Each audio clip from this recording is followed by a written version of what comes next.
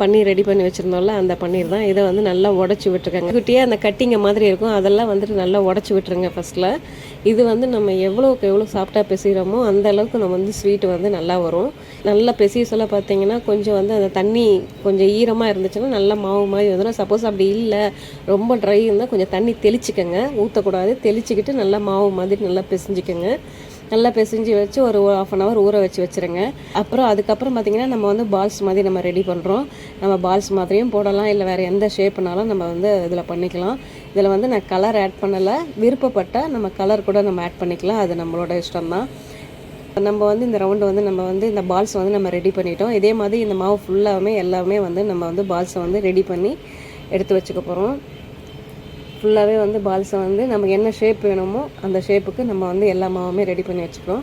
இதில் தண்ணி நல்லா கொதிக்குது பார்த்திங்களா, கீழே இருந்து தண்ணி மேலே பபுள்ஸ் வரணும், அந்த அளவுக்கு நல்லா கொதிச்சிருக்கணும்.